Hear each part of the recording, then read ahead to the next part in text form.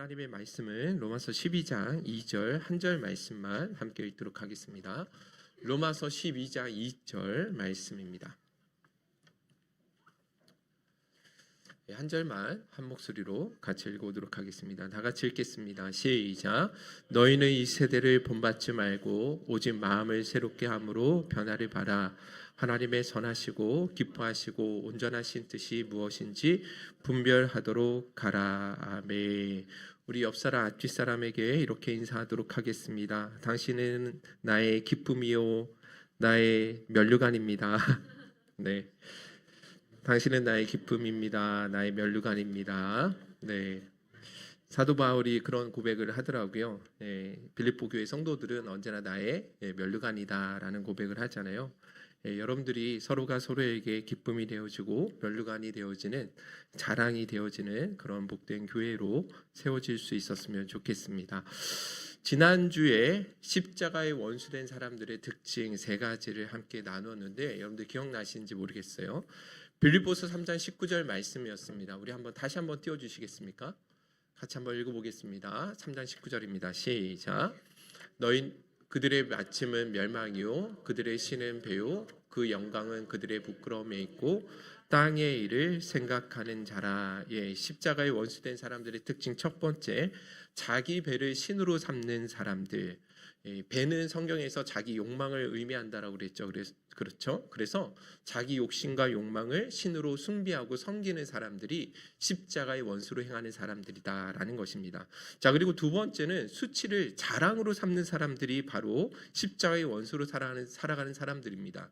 이 생의 자랑을 유일한 자랑으로 여기며 살아가는 사람들을 의미하는 것이죠. 자, 그런데 왜 이 땅에서의 그 자랑이 결국 수치스러운 것으로 성경을 그렇게 평가하고 있냐면, 영원한 하나님 나라에 들어가게 되어지면 그것이 수치된 것일 수밖에 없기 때문에 그렇습니다. 여러분들 이런 풍자를 들어보신 적이 있을 거예요. 어떤 사람이 죽으면서 자신이 늘 보물처럼 간직했던 금덩어리 하나를 들고 천국에 들어갔을 때 그때 베드로가 뭐라고 그랬다고 해요? 뭐하러 보도블록을 가지고 왔습니까? 힘들게 그런 이야기를 했다고 하잖아요. 왜냐하면 천국은 황금길로 이루어져 있기 때문에 그렇다라는 것입니다. 그러니까 이 영원한 하나님 나라의 관점에서 보게 되어지면 가치 전복이 일어나게 된다라는 것입니다. 세상에서 이 땅에서 살아갈 때 가장 가치 있게 여겨졌던 것들이 하나님 나라에 가면 가장 쓸모없는 것들로 변하게 되어진다라는 것이죠. 자, 그리고 오래전에 제가 목사님의 그 설교 가운데 예화로 하나 들었던 이야기가 있는데, 한 성도님이 그렇게 자조를 하시는 말씀을 하시더라는 거예요. 돌아보니까 자기는 평생 화장실 개수만 늘리다가 죽음 앞에 서게 된 것 같습니다 라는 이야기를 하시더라는 것이죠. 자기가 과거에는 푸세식 화장실, 바깥에서 화장실에 있는 그 푸세식 화장실을 사용하는 집에서 살다가 그 다음에는 집 안에 화장실이 있는 그 집을 그렇게 꿈꾸며 드디어 이루었는데, 나중에 자식이 태어나고 커가다 보니까 화장실 한 개가 너무 불편해서 이제 2개 있는 집을 구하기 위해서 결국 그렇게 평생을 바치며 살다 보니 죽음 앞에 이르게 되었다라는 이야기. 저는 대단히 그 이야기가 충격으로 받아들여졌거든요. 근데 여러분 무슨 의미인지 다 아시겠죠, 그죠? 평생 이 땅에서 추구하고 목표하며 살아갔던 것이 기껏해야 화장실 개수만 늘리는 삶뿐이었다고 한다면, 근데 이것이 하나님 앞에 섰을 때 너무나 부끄럽고 수치스러운 일이 될 수 있다라는 것을 말씀해 주고 있는 것입니다. 자, 그리고 마지막 세 번째는 십자가의 원수된 삶은 오로지 땅의 일만을 구하는 사람이라고 말할 수 있습니다. 물론 우리가 땅에 살면서 이 땅의 일을 생각하지 않고 살아가는 것은 불가능합니다. 먹고 사는 문제, 결혼 문제, 자녀 교육과 취직의 문제, 이런저런 여러 가지 문제들을 우리는 늘 그런 고민들을 안고 살아갈 수밖에 없잖아요. 당연한 것입니다. 자, 그런데 이 19절에서 말씀하고 있는 땅의 일을 생각한다라는 그 생각은 오로지 땅의 것만이 삶의 전부인 것처럼 그것을 품고 살아간다라는 의미인 것입니다. 사람이 떡으로만 사는 존재가 아닌데도 불구하고, 더군다나 우리의 시민권이 하늘에 있는 사람들인데도 불구하고 오로지 땅의 것만을 목표로 삼고 살아가는 삶, 그것이 십자가의 원수로 살아가는 사람이다라고 말씀해 주고 있는 것이죠. 자, 더군다나 여러분, 사도 바울이 이야기했던 십자가의 원수처럼 행하는 사람들은 교회 밖의 사람이 아니었잖아요. 그죠? 빌립보서 3장 18절에 나왔던 말씀대로 보면 사도 바울이 왜 눈물로 그렇게 권면할 수밖에 없었습니까? 그것은 다름 아니라 그 사람들이 예수를 전혀 모르는 사람들이 아니라 예수를 분명히 알고 있고 믿고 있다고 하면서도 여전히 그의 삶을 보면 그렇게 살아가지 못하고 있기 때문에 그런 것입니다. 예수를 모르는 사람이야 어쩔 수 없다지만, 그런데 예수 그리스도의 은혜를 아는 사람이, 그 대속의 은혜를 아는 사람이 십자가의 원수처럼 살아가고 있기 때문에 사도 바울이 더더욱 안타까운 마음으로 눈물로 권면할 수밖에 없게 되었다라는 것입니다. 저는 이 설교를 하면서 지난주에 대단히 많은 감동이 되었고 또 대단히 저 스스로를 많이 돌아보게 되었습니다. 왜냐하면 진짜 여러 사람들이 십자가의 원수로 살아갈 수 있는 사람들이 많겠다라는 것을 깨달았기 때문에 그렇습니다. 물론 어떤 사람들은 그런 이야기를 할 수 있어요. 나는 적어도 그런 부류의 사람은 아닙니다, 목사님.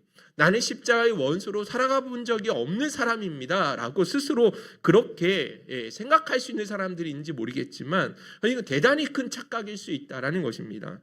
그러면 누가 십자가의 원수로 살아갈 수 있는가? 십자가의 원수로 살아가는지 아닌지를 어떻게 평가하고 확인해 볼 수 있는가? 그건 다름 아니라 그 사람의 삶의 정황, 삶의 맥락을 보면 정확하게 평가가 될 수 있습니다. 그런데 사울 왕을 너무나 잘 아시죠? 그죠? 사울 왕이 어떤 사람에게 이런 이야기를 합니다. 사무엘상 23장 21절 같이 한번 읽어볼까요? 시작. 사울이 이르되 너희가 나를 긍휼히 여겼으니 여호와께 복 받기를 원하노라. 그런데 사울 왕이요, 누군가를 향해서 뭐 하고 있어요? 하나님의 이름으로 복을 빌어주고 있죠. 그죠? 나를 긍휼히 여겼으니 당신도 여호와께 긍휼히 여김을 받기를, 복 받기를 원한다. 이렇게 이야기하고 있습니다. 자, 사울 왕의 이 말에 뭔가 문제가 있습니까? 없습니까? 전혀 문제가 없어 보이죠. 그죠? 자신에게 긍휼히 베풀어 준 사람에게 여호와의 이름으로 복을 빌어주는 건 전혀 문제가 될 것이 없습니다. 오히려 신앙이 좋아 보이기까지 합니다. 자, 그런데 이 사울 왕이 이 말을 하게 된 그 배경, 사울의 삶의 정황과 삶의 맥락을 보면 전혀 다른 해석이 되어집니다. 무슨 말이냐면 지금 사울 왕이 다윗을 향한 독한 시기심에 빠져 있습니다. 그래서 수단과 방법을 가리지 않고 어떻게 해서든 다윗을 추적해서 발견해서 죽이려고 하고 있다라는 거예요. 하나님의 기름 부음 받은 자잖아요. 그죠? 아무런 잘못이 없단 말이에요. 그런데 다윗이 너무 잘 나가니까 그 다윗을 시기해서 뭐 하려고 하는 거예요? 잡아다가 죽이려고 하고 있다라는 것입니다. 그러던 중에 10사람들이 다윗과 같은 그 지파 사람이거든요. 이 사람들이 배신해서 사울 왕에게 찾아와 가지고 다윗이 어디에 있는지를 가르쳐 준단 말이에요. 자, 그랬을 때 사울 왕이 뭐라고 이야기하고 있는 거예요? 지금 뭐 해주고 있다고요? 복 받기를 원한다라고 빌어주고 있다라는 거예요. 나를 긍휼히 여겼으니 여호와의 이름으로 네가 복을 받기를 원한다라고 이야기하고 있다라는 것이죠. 여러분들 이걸 뭐라고 하는지 아십니까? 위선이라고 하는 것입니다. 위선. 말로는 정말로 그럴싸하게 여호와 이름으로 복을 빌어주는 것 같지만 실상 그 내면을 보니까, 그 삶을 보니까 하나님을 한 번도 경외하는 삶이 아니라는 것입니다. 오히려 하나님의 뜻과는 뭐 하는 길로? 정반대의 길로 걸어가고 있는 거예요. 여러분들 이게 사울 왕의 실체였다라는 것입니다. 여러분, 그러니까 신앙적인 행위, 종교적인 행위가 중요한 것이 아니라는 거예요. 아무리 그 사람이 예배를 주일 성수를 드리고 있고 하나님 앞에 봉사를 하고 있고 신앙인의 모습을 다 갖추었다 할지라도 그 삶의 맥락, 그 사람이 살아가고 있는 그 삶의 정황을 보면 그가 진짜 하나님의 사람인지 십자가의 원수로 살아가는지 아닌지를 정확하게 평가해 볼 수 있다는 것입니다. 자, 그런 측면에서 여러분들 오늘 우리들의 신앙을 제대로 한번 점검해 보셨으면 좋겠습니다. 여러분들이 삶에 처한 상황 속에서 어떤 삶을 살아가고 있습니까? 오늘 우리가 마지막으로 불렀던 찬양 가운데 보면 예수만 의지하는 삶이 되기 원한다라는 고백의 찬양이었죠. 그죠? 예수님이 책임져 주시는 삶, 예수로 사는 인생 되기를 원합니다. 그 간절한 마음으로, 절절한 마음으로 우리가 하나님 앞에 찬양하며 나아갔는데, 과연 정말 우리 삶의 실제 삶의 자리에서도 예수로 사는 인생을 살아가고 있는가? 예수님이 내 삶을 책임져 주시는 삶을 살아갈 수 있도록 그렇게 하나님을 찾고 간구하고 그 하나님의 중심의 삶을 살아가고 있는가? 그런데 우리가 고민해 보지 않을 수가 없다라는 것입니다. 자, 그런 측면에서 저는 우리 행복생교회 성도님들 가운데 십자가의 원수로 살아가는 사람이 한 사람도 없기를 간절히 소원합니다. 그래서 저는 올 한 해 우리 행복생교회 성도님들이 십자가의 원수가 아니라 십자가의 벗으로 살아가는 삶을 살아갈 수 있도록 우리가 올 한 해 우리의 목표를 좀 다시 한번 재설정하고 가는 시간으로 오늘 이 시간에 삼았으면 좋겠습니다. 그래서 빌립보서 강의를 좀 잠시 중단하고 우리가 이 사도 바울이 빌립보 교회 성도들에게 가졌던 이야기했던 것처럼 진짜 우리 행복생교회가 십자가의 원수된 삶이 아니라 벗된 삶을 살아가기 위해서 어떤 목표를 우리가 설정하고 살아가야 되는지에 대해서 오늘 말씀을 통해서 한번 나눠보도록 하겠습니다. 여러분, 저는 우리 행복생교회 담임 목사잖아요, 그죠? 그래서 우리 행복생교회의 영적인 상태를 누구보다도 잘 알고 있습니다. 그래서 오늘 말씀을 드리는 것은 제가 우리 행복생교회 성도님들이 정말로 사랑하기 때문에 오늘 이 말씀을 드리는 것입니다.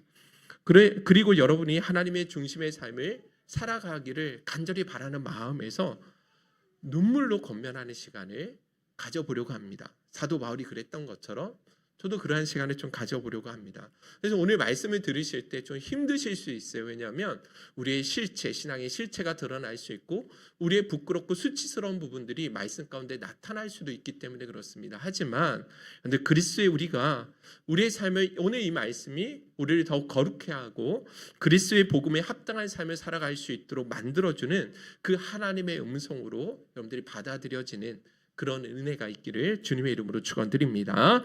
할렐루야. 자, 첫 번째입니다. 첫째, 같이 한번 읽어볼까요? 시작. 예배를 귀하게 여겨야 합니다. 오늘 우리 한국 속담에 이런 말이 있습니다. 하나를 보면 열을 안다. 무슨 말인지 아시겠죠, 그죠? 작은 한 가지 사실이나 행동만으로도 그 사람의 됨됨이나 전체를 다 어느 정도 짐작해 볼 수 있다라는 것 아니겠습니까? 그죠? 자, 그런데 이와 같은 속담이요, 영적인 일에도 얼마든지 그렇게 적용할 수 있는 부분이 있다라고 생각합니다. 그것이 바로 예배를 대하는 태도를 보면 그 사람의 신앙이 어떠한지를 우리가 어느 정도 알 수 있는 거예요? 짐작할 수가 있다라고 생각합니다. 그런데 실제로 예배는요, 신작에 있어서 가장 중요한 가치죠. 그죠? 하나님이 우리를 창조하신 목적이 무엇입니까? 하나님을 예배하게 하시기 위해서. 하나님 나라에 가면, 천국에 가면 우리가 영원히 해야 될 사명이 뭐예요? 하나님을 예배하고 찬양하는 일입니다.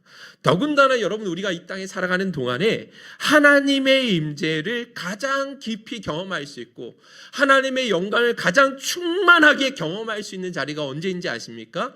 바로 오늘 주일 예배, 함께 모여서 예배드리는 이 시간이 바로 그렇게 하나님의 영광을 가장 충만하게 목도할 수 있는 자리입니다. 그래서 예배는요, 하나님을 배우는 자리, 하나님과의 만남이라고 해도 과언이 아니라고 할 수 있다라는 것이죠.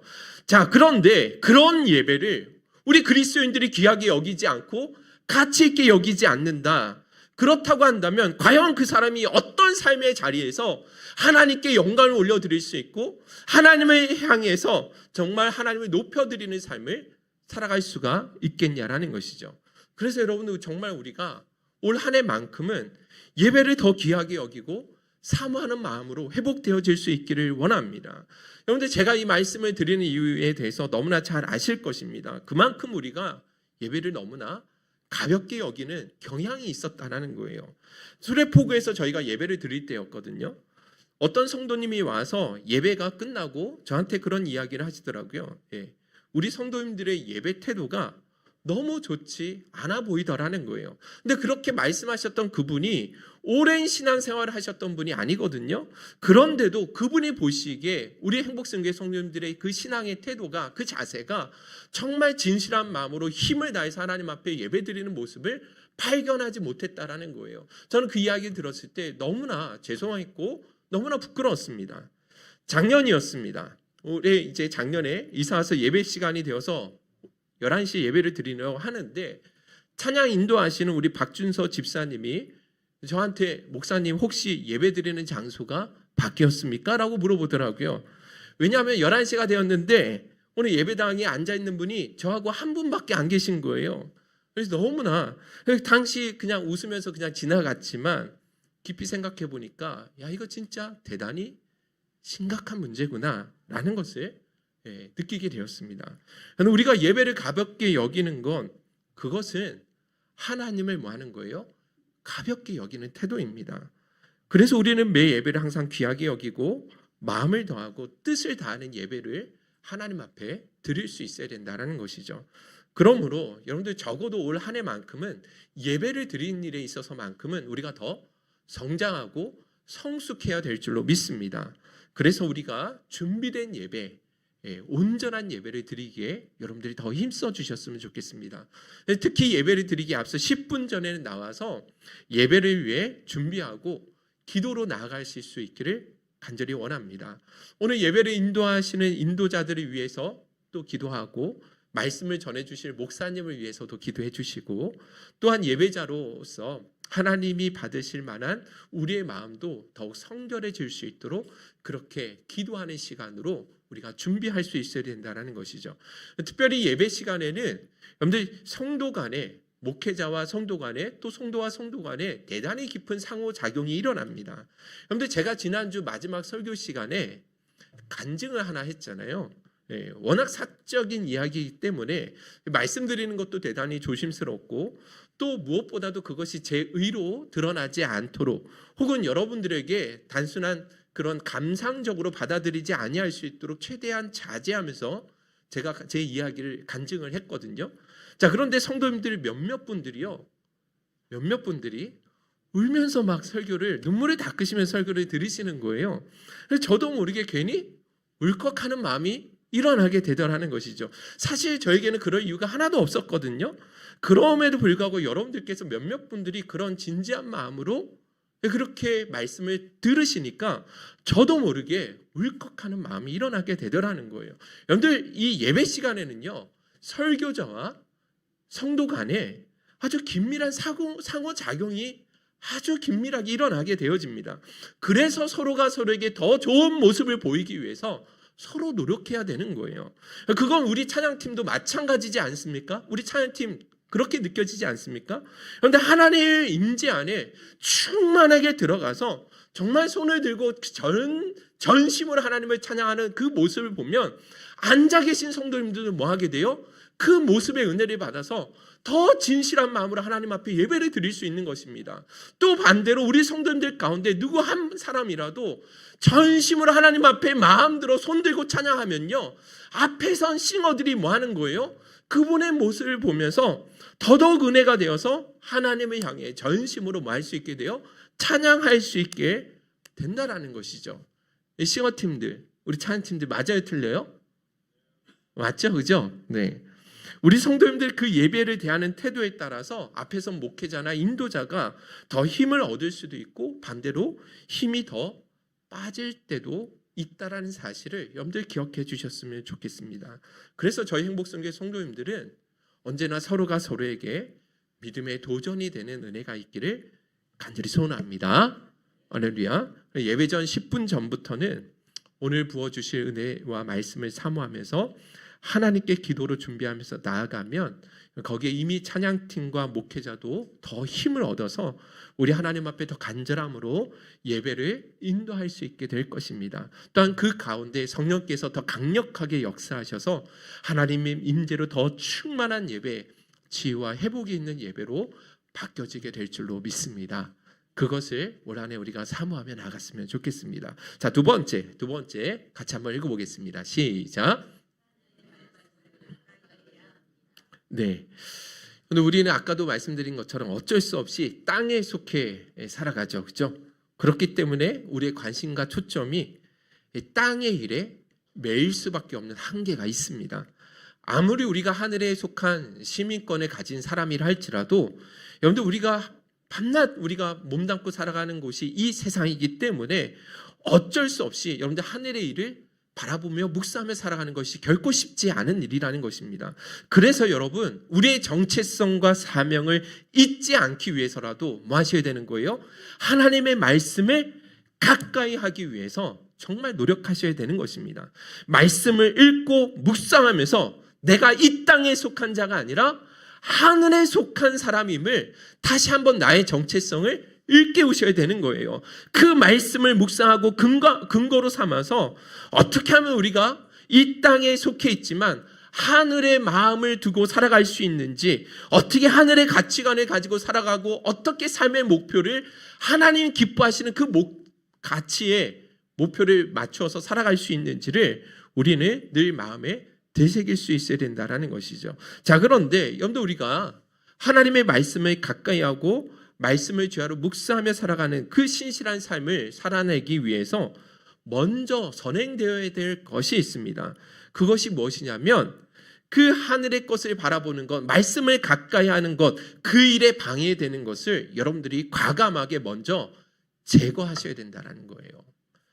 그런데 최근에 저희 딸 혜인이하고 용인에 있는 친구 학원에 제 친구 학원에 간 적이 있습니다. 이 고등학교 우리 혜인이가 곧 입학하게 되니까 어떻게 공부를 해야 되는지 그런 조언도 듣고 또 혜인에게 좀 더 자신감 있게 삶을 도전할 수 있도록 그래서 제 친구 원장님이거든요. 그래서 그 친구하고 만날 수 있는 자리를 가졌습니다. 이번 주 수요일이에요. 근데 그 친구가 그런 이야기를 하더라고요. 혜인아, 공부를 정말 열심히 잘하려면 어떻게 해야 되는 거야? 먼저 물어보더라고요. 그래서 혜인이가 막 망설이니까 혜인아, 공부를 정말 열심히 잘하기 위해서는 어떻게 해야 되냐면 공부를 열심히 잘하는 것이 첫 번째 순서가 아니다라고 이야기를 하는 거예요. 공부를 정말 열심히 잘하기 위해서 제일 먼저 해야 될 것은 공부보다 더 재미있는 것, 공부를 열심히 잘하고 싶은데 그것을 방해하는 것을 제일 먼저 너가 제거해야 된다. 그것이 1순위다라고 이야기를 하더라고요. 그러면서 혜인에게 너 핸드폰 좋아하니? 혜인이 뭐라고 하겠어요? 당연히 좋아한다고 하겠죠. 혜인아, 너 친구 많니? 네, 친구 많아요. 그러면 네가 좋아하고 그 좋아하는 핸드폰과 친구를 뭐라고 하셨어요? 뭐라고 했겠어요? 제거해야 된다. 그러지 않으면 너 공부 열심히 잘 할 수가 없다라고 이야기를 하더라고요. 이 진짜 틀린 말이 아니잖아요. 그죠? 예, 진짜 그 말이 진리더라고요. 우리 혜인이가 대부분의 사람들이 중고등학생들은 친구 좋아하고 뭐 좋아해요? 핸드폰 좋아하잖아요. 공부보다 더 좋아합니다. 그래서 가장 큰 문제가 뭐냐면 그 스터디 카페 있잖아요. 스터디 카페에 핸드폰을 들고 친구와 함께 가는 게 가장 큰 문제래요. 그거는 돈을 버리면서 노는 거라고 이야기를 하더라고요. 가장 큰 문제가 핸드폰을 들고 친구와 함께 스터디 카페에 가는 것, 가장 큰 안 좋은 일이다라고 이야기를 하더라고요. 저는 그 이야기를 듣는데 대단히 인사이트를 얻었거든요. 왜냐하면 신앙생활도 똑같기 때문에 그렇습니다. 여러분들 우리가 진짜 하나님의 말씀을 가까이 하고 그 말씀을 즐거워하며 주야로 묵상하는 삶, 중요한 것 우리가 다 알잖아요. 근데 그게 어려워요. 왜 그런지 아십니까? 하나님의 말씀보다 더 재미있는 것이 우리 주변에 너무 많기 때문에 그렇습니다. 특히 여러분들 이 스마트폰이요, 오늘날 현대 그리스도인들에게 얼마나 치명적인 독이 되고 신앙생활에 얼마나 큰 원수가 되는지 모른다라는 것이죠. 여러분 다 아시겠죠? 어떤 의미인지 아실 거예요. 스마트폰과 하나님의 말씀은 절대적으로 상극입니다. 말씀이 지향하는 세계와 그리고 이 스마트폰 안에 담겨진 세계는 완전히 다른 가치관, 다른 세계를 지향하고 있다라는 거예요. 이 스마트폰은요, 그래서 우리의 영적인 감각을 뭐합니까? 무너뜨리는 거예요. 세속적인 욕망을 뭐예요? 계속해서 부추긴다라는 거예요. 그래서 말씀을 가까이 하면 뭘 멀리하게 돼요? 스마트폰이 멀리하게 되어집니다. 그런데 스마트폰을 가까이 하게 되잖아요. 그럼 뭘 멀리하게 돼요? 말씀을 멀리하게 돼요. 근데 이 이야기를 여러분들 중고등부 친구들만 들어야 된다고 생각하시면 정말 오산입니다. 오늘 많은 사람들이요, 이 스마트폰에 중독되어 있잖아요. 쇼츠 한 10분만 보고 자야지 그러면 몇 시간이 지나가요? 1시간, 2시간 그냥 지나가지 않습니까? 알고리즘화 되어 있기 때문에 내가 좋아하는 것을 누구보다도 이 스마트폰이 더 잘 알거든요. 진짜 위험하다라는 것이죠. 그래서 여러분, 우리가 이 스마트폰으로 자유해지지 않는 한, 스마트폰으로부터 여러분들 우리가 해방되지 않는 한 절대로 하나님의 말씀을 가까이 할 수가 없다라는 거예요. 스마트폰은요, 여러분들 우리의 뇌를 뭐하게 만든대요?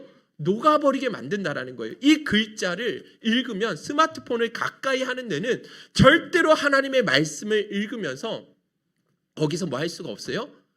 지적인 유의를 느낄 수 없도록 만든다라는 거예요. 그런데 진짜 생각해 보세요. 하루에 10분, 20분 큐티 시간을 내어서 큐티하는 것 얼마나 어렵습니까? 너무 바빠서 어려운 거예요? 아니에요. 그게 힘든 거예요. 그런데 하루 한두 시간 내어 스마트폰 하는 것 하나도 힘들지 않아요. 너무너무 재밌거든요. 그래서 여러분, 우리 중고등부 아이들한테 뭐라 할 것이 아니라 여러분들 이 심각성을 알고 여러분들 사활을 걸고 여러분들 이 여기서부터 자유해지기 위해서 먼저 노력하셨으면 좋겠습니다. 그래서 교회적으로 셀별로 우리가 캠페인을 여러분들 벌이셨으면 좋겠어요. 일주일에 하루 정도는 스마트폰 금식의 날. 좋죠? 너무 유치합니까? 근데 여러분들 그게 아니에요. 진짜 문제입니다. 이 시대의 현대 그리스도인들이 가장 큰 문제는 스마트폰이다라고 이야기해도 과언이 아니다. 저는 그렇게 생각합니다. 그래서 여러분, 일주일에 하나님의 말씀을 가까이 하는 시간을 더 늘려 가실 수 있기를 바라고, 스마트폰으로부터 또 하나님의 말씀을 즐거워하는 일에 방해되는 것을 과감하게 여러분들 밀어내셨으면 좋겠어요. 그래서 우리가 하늘에 속한 자로서의 그 정체성을 더 간직하고 살아가실 수 있기를 주님의 이름으로 축원드립니다. 할렐루야. 꼭 결단해 보셨으면 좋겠습니다. 자, 셋째입니다. 셋째, 같이 한번 읽어볼게요. 시작. 영혼 구령의 열정을 회복해야 합니다. 그런데 예수님께서 이 땅에 오신 목적을 누가복음 19장 10절에 이렇게 기록하고 있죠. 읽어보겠습니다. 시작. 인자가 온 것은 잃어버린 자를 찾아 구원하려 함이니라. 요한복음 4장 32절에 사마리아 여인을 전도하신 후에 예수님께서 이렇게도 말씀하셨습니다. 시작. 이르시되 내게는 너희가 먹을 양식이 있느니라. 예수님께 제자들이 알지 못했던 예수님의 양식, 그것이 무엇입니까? 잃어버린 양을 찾아 구원하는 일. 그것은 예수님에게 있어서 매일 먹어야 하는 양식과도 같은 것이었다라는 것입니다. 자, 그렇다고 한다면 오늘날 교회, 우리 그리스도인들에게 주어진 사명은 무엇이겠습니까? 이 땅에 교회를 세워두신 목적이 무엇이겠냐라는 거예요. 그 역시도 잃어버린 영혼을 찾아 구원하기 위함임을 우리가 잊지 말아야 된다라는 것이죠. 더군다나 한 영혼이 회개하고 돌아오면요, 하나님 나라에서 뭐가 일어나는데요? 잔치를 벌인다고 하시잖아요. 그죠? 제가 이번 성탄절을 보면서 지나면서 이와 같은 하나님의 마음을 더 깊이 깨달을 수 있었습니다. 그런데 이번 성탄절에는 12월 25일 날에는 우리가 일상적인 그 예배로 드리지 않고 가족들과 친구들을 초청했습니다. 기억나시죠? 그죠? 각 기관마다 12월 25일 11시 예배 때 각 기관에서 공연을 준비해서 공연을 했습니다. 그리고 선물도 준비하고 레크레이션 하면서 상품도 준비했습니다. 그리고 예배 후에 오시는 우리 오셨던 그 분들에게 정성스러운 식사 한 끼 대접해 드리고 싶어서 그 음식을요 2주 전부터 2주 동안이나 만들어 보고 시식까지 했잖아요. 그죠? 그렇게 준비를 하고 성탄절을 보내고 나니까 여러분들 기쁨이 있었어요, 없었어요? 저만 기뻤습니까? 아니, 다 기쁘셨죠, 그죠? 모두에게 큰 기쁨이 있었습니다. 누가 주시는 기쁨인지 아세요? 하나님께서 주신 하늘의 기쁨이었다라는 것이죠. 누가 등록하겠다라고 이야기한 것이 아닌데, 그런데도 이 영혼 구원을 위해서 그렇게 마음을 쓰고 그렇게 섬겨드렸을 때 부어주는 그 기쁨이 너무 크더라는 거예요. 자, 그런데 진짜 놀랍게도 어떻게 됐어요? 그 다음 주 주일날 이명숙 집사님의 따님인 우리 서아림 자매가 지난주 예배에 참여하게 됐어요. 그리고 셀 모임에도 참석했습니다. 회비까지 냈대요. 참 이거 그래가지고 어떻게 하다 보니 코가 꼈다고 이야기하면서 그렇게 오늘도 저렇게 예배 자리에 앉아 계신데, 여러분들 생각해 보니까 아마도 한 달 동안 우리 행복성교회 온 성도가 정말 전심으로 그렇게 마음 다해 시간을 드리고 준비했던 것이 우리 서아림 자매를 위한 일이었구나라는 것을 하나님 깨닫게 해주셨습니다. 근데 그것이 하나도 아깝지가 않죠. 한 영혼을 구원할 수 있는 일이라고 한다면, 근데 거기에 우리의 모든 것을 드려도, 모든 것을 부어도 아깝지가 않은 것입니다. 여러분들 우리 행복성교회가 그렇게 영혼 구원하는 일에도 늘 관심을 가지고 나갈 수 있기를 간절히 소원합니다. 여러분들이 속한 그 가정 안에 여러분 두신 것, 여러분들이 속한 직장 안에 여러분들이 두신 것, 여러분들 주변에 믿지 않는 친구들을 주신 것은 그들을 구원해야 할 사명이 누구에게 있다라는 거예요? 나에게 있다라는 것 아니겠습니까?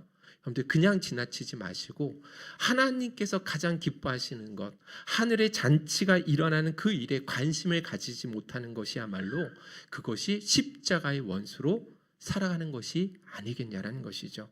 오늘 저와 여러분들이 이 영혼 구령의 열정을 꼭 회복하셔서 올 한 해 내가 관심 두고 섬기고 전도할 영혼에게 늘 계속해서 찾아가시고 섬겨주실 수 있기를 주님의 이름으로 축원드립니다. 자, 네 번째입니다. 넷째, 같이 한번 읽어보겠습니다. 시작. 약한 자들을 향한 더욱 세심한 관심을 부탁드립니다. 여러분들 만약에 여러분의 몸에 성형을 해야 된다고 한다면 어디를 성형하시겠습니까? 준서야, 성형을 해야 된다면 박준서 집사님 어디를 성형하실 거예요? 눈썹이요? 왜요? 눈썹 예쁜데. 그렇죠. 할 데가 없죠, 그죠? 완벽하니까. 네. 그런데 만약에 성형을 해야 된다면 당연히 가장 자신 있는 부분이 아니라 핸디캡, 내가 스스로 제일 약하다라고 생각하는 것, 성형하는 것이 당연한 것 아니겠어요? 예전에 제가 사모님하고 연애를 할 때 보니까 이 5손가락 중에 새끼 손가락이 정말 짧더라고요. 보통 일반 사람보다 훨씬 짧은 거예요. 그래서 이 새끼 손톱을요 아주 신경 써서 관리하시고 손톱도 이 부분에 훨씬 길게 기르시더라고요. 그래서 거기를 아주 세심하게 예쁘게 다듬으시는 것을 보게 되었습니다. 그러니까 약한 지체일수록 뭐 하는 거예요? 더 귀한 것을 입혀주는 원리가 우리 몸의 지체를 보면 알 수 있는 거죠. 가정에서도 마찬가지 아닙니까? 여러분들 부모가 자녀들 가운데 누구에게 더 많은 관심을 가지죠? 어떤 자녀에게 더 관심을 갖게 돼요? 약한 놈, 좀 모자란 놈, 뭔가 약한 놈에게 더 뭐 하게 돼요? 관심을 갖게 되잖아요. 그죠? 혹여라도 이 자녀들 가운데 장애를 가지고 태어난다고 한다면, 근데 부모는 자기가 가지고 있는 에너지의 90% 이상을 뭐 할 수밖에 없어요? 그 장애를 가진 자녀에게 쏟아 놓을 수밖에 없는 것입니다. 자, 그런데 세상은 어떻습니까? 가장 약한 지체에게 관심을 가져야 안 가져요? 관심을 갖지 않습니다. 동물의 세계를 보니까 약한 새끼들은 뭐 하는지 아세요? 그냥 내버려 둡니다. 때로는 죽이기까지 하더라고요. 약한 놈들은 그렇게 하더라는 거예요. 자, 그런데 세상은 그렇습니다. 약한 지체에 별로 관심을 가지지 않습니다. 소중하게 여기지 않는다라는 거예요. 그런데 성경은, 복음은 그렇게 말씀하지 않는다라는 거죠. 약한 지체일수록 더 귀한 것으로 입혀주신다라는 거예요. 고린도전서 12장 23절에서 25절, 제가 참 좋아하는 말씀인데 같이 한번 읽어보겠습니다. 시작. 우리가 몸에 덜 귀히 여기는 그것들을 더욱 귀한 것들로 입혀주며 우리의 아름답지 못한 지체는 더욱 아름다운 것을 얻느니라. 그런즉 우리 아름다운 지체는 그럴 필요가 없느니라. 오직 하나님이 몸을 고르게 하여 부족한 지체에게 귀중함을 더하사 몸 가운데서 분쟁이 없고 오직 여러 지체가 서로 같이 돌보게 하셨느니라. 아멘. 하나님 나라의 가치, 하나님 나라의 원칙은 뭐냐면 몸에 덜 귀히 여기고 아름답지 못한 지체에게 더 아름답고 귀한 것으로 입혀주는 것, 이것이 하나님 나라의 가치요 법칙이라는 거예요. 자, 그러면 여러분들 우리 교회 안에서 누가 가장 약한 지체입니까? 어떤 사람이 가장 약한 지체예요?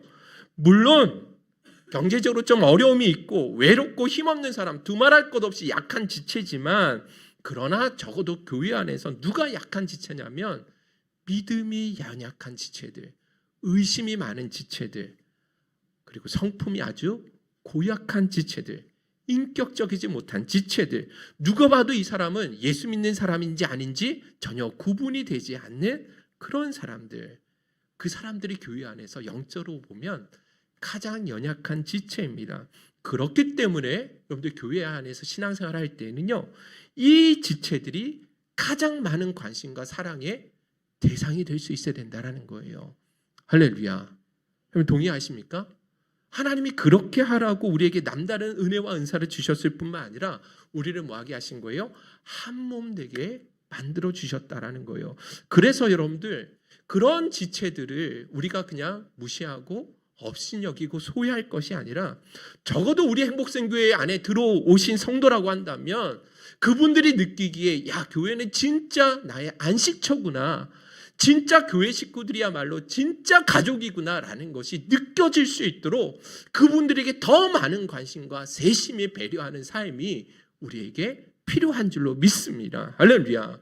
여러분들이 반드시 이와 같은 원리와 원칙을 기억하셔서 교회 안에 누가 봐도 연약한 지체, 흠이 있어 보이는 지체일수록 더 많은 관심을 가지고 세심하게 사랑으로 섬겨 나가실 수 있기를 주님의 이름으로 축원드립니다. 할렐루야. 자, 이제 마지막입니다. 마지막 같이 한번 읽어보겠습니다. 시작. 우리가 반드시 점검해야 될 것, 신앙생활에 점검해야 될 것이 재물에 대한 우리의 생각이죠. 그죠? 우리가 가지고 있는 그 물질을 어디에, 무엇을 위해 사용하고 있는지를 반드시 점검하셔야 되는 것입니다. 여러분들 성경은요, 일반적으로 가장 그리스도인들에게, 사람들에게 가장 큰 우상이 될 수 있는 위험성을 가진 존재가 바로 물질이다라고 말씀하고 있거든요. 얼마나 많은 사람들이 이 물질에 넘어가는지 모른다라는 것이죠. 하나님을 대신할 만큼 위험한 존재가 예수님께서도 바로 이 물질, 재물이다라고 이야기하셨다라는 것입니다. 그래서 이 재물에 대해서도 반드시 하나님의 뜻에 맞게끔 여러분들이 그것을 사용하실 수 있어야 된다라는 거예요. 예전에 저희 교회에 몇 번 오셔서 설교하신 임신덕 목사님, 친구 목사님 계신데, 이 목사님은요, 어렸을 때부터 물질에 어려움이 있으셨지만, 가난하셨지만, 그래서 진짜 우리 학부, 저도 가난했지만 저보다 더 가난하셨어요. 그래서 점심시간에 물로, 수돗물로 진짜 점심을 때우시는 적을 몇 번 봤어요. 정말 가난하게 사셨거든요. 그럼에도 불구하고 어렸을 때 이분은 항상 하나님 앞에 자기 마음에 결단한 게 뭐냐면, 절대로 돈은 나를 지배할 수 없다. 내가 너를 지배하지 너는 나를 지배할 수 없다. 항상 그 마음을 가지고 당당하게 사셨거든요. 그래서 첫 알바하고 월급 탔을 때 그 돈을 발로 밟았다라는 이야기를, 간증을 들었을 때 대단히 그게 마음에 기억이 나거든요. 물질을 절대화하고 물질을 내 인생의 최고의 가치로 삼지 않겠다. 물질을 반드시 상대화하고 물질을 하나님의 뜻 안에서 반드시 내가 다스리는 삶을 살겠다라는 그 고백의 다짐이 거기 안에 담겨져 있었던 것이죠. 그런 측면에서 여러분 다시 한번 부탁드립니다. 그와 같은 삶을 살아가실 수 있기를 바랍니다. 물질을 주신 분도 하나님이시고, 이 물질을 벌 수 있는 능력도 하나님이 주신 것이고, 물질을 벌 수 있는 건강도 하나님이 주신 것이라고 한다면, 여러분들 이 물질이 나에게 주어졌을 때 이 물질을 어떻게 하면 하나님을 기쁘시게 할 수 있는지를 돌아보아야 되는 것, 당연한 것이 아니겠냐라는 거예요. 그래서 선교와 구제에 대해서만큼은 여러분들이 반드시 마음으로 헌신하셨으면 좋겠습니다. 여러분들이 기억나실지 모르겠지만 작년 얼마 안 됐죠. 공동회의 때 결산한 것을 보니까 작년 선교와 구제 헌금이, 저희 구제 헌금으로 들어온 그 헌금이 들어온 수입보다 지출한 것이 약 2배 정도 많더라고요. 참 감사한 일입니다. 우리 성도님들이 더 이 일에 마음을 가지고 헌신해 주셔서 참 감사드립니다. 자, 그런데 여러분들 이것을 우리가 자랑할 그 큰 돈은 아닌 것 아시죠? 그래도 감사한 일이에요.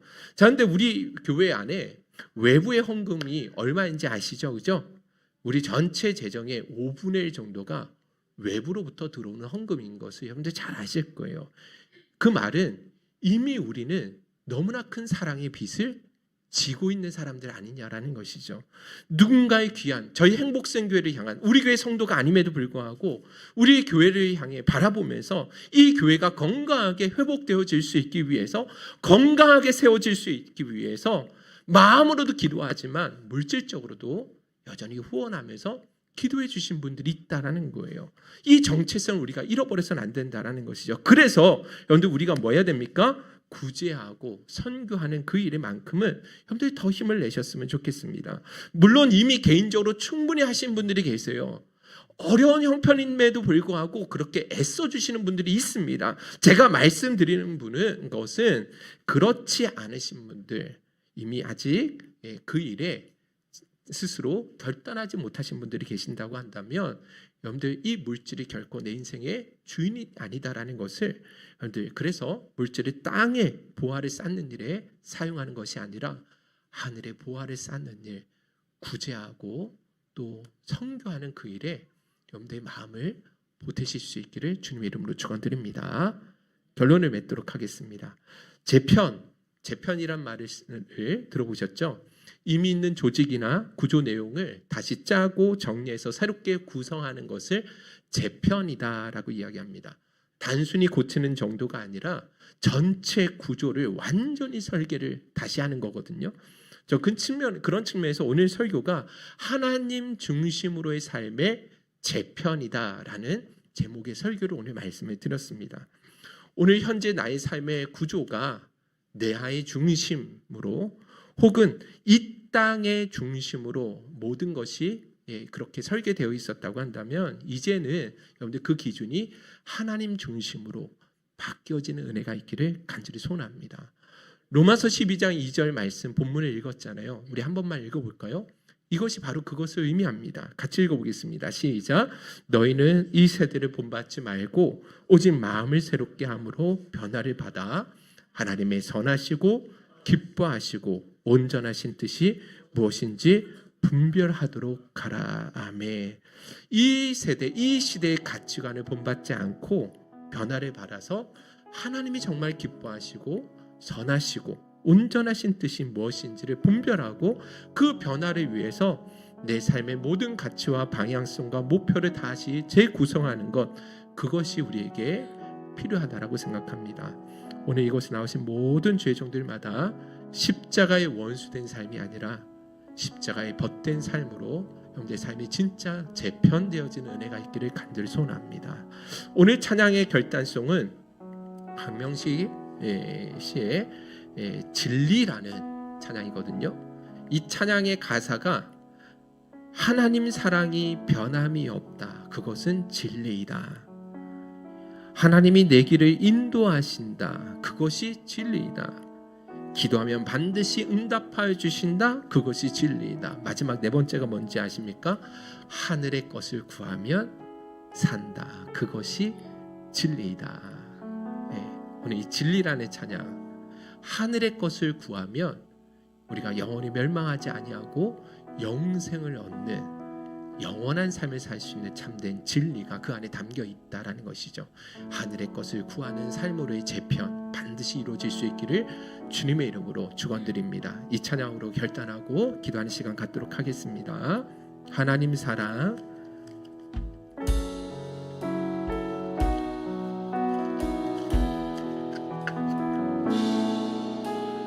하나님 사랑 변치 않는다. 하나님 사랑 변치 않는다.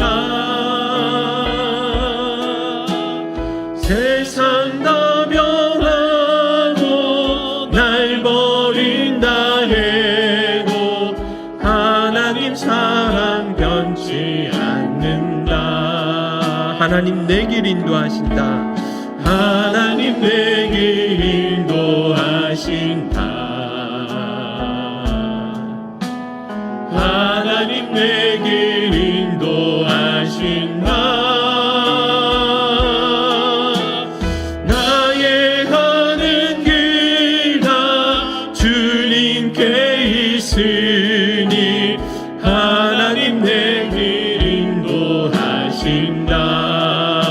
반드시 기도 응답하신다. 반드시 기도 응답하신다. 반드시 기도 응답하신다. 때론 나의 뜻과 다른 길이라도 반드시 기도 응답하신다. 하늘의 것을 구하며 하늘의 것을 구하면 산다. 하늘의 것을 구하면 산다. 세상 헛된 것에 소망 두지 말고 하늘의 것을 구하면 산다. 우리 한 번만 더 고백합시다. 하늘의 것을 구하면 산다. 하늘의 것을 구하면 산다. 세상 헛된 것에 소망 두지 말고 하늘의 것을 구하면 산다. 두 손 들고 찬양합니다. 두 손 들고 찬양합니다. 다시 오실 왕 여호와께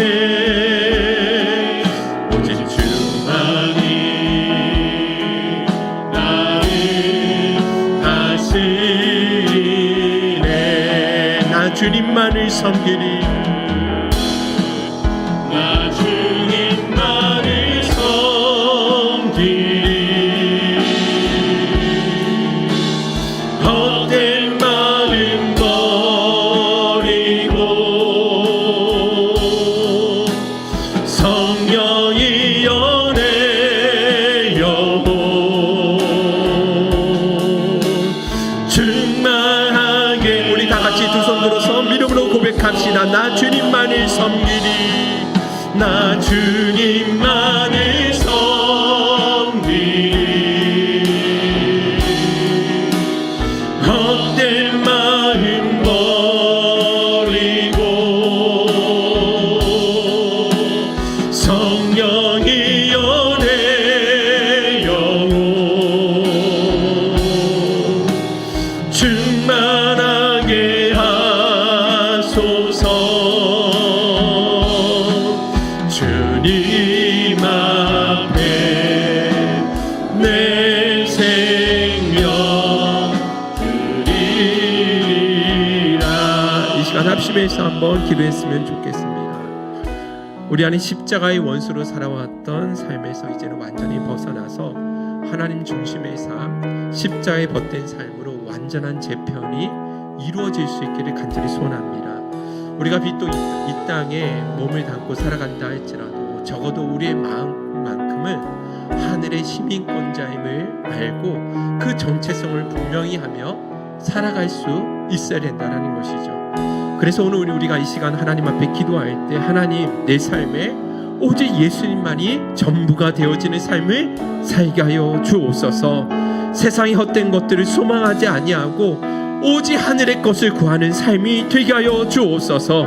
그래서 2026년도에는 더욱 주님을 닮아가는 한 해, 하늘 소망을 향하여 더욱 한 걸음 전진해 나갈 수 있는 그 복된 한 해로 되어질 수 있도록 은혜 베풀어 주옵소서. 우리 주여 한번 부르신 후에 기도하며 나가도록 하겠습니다. 주여.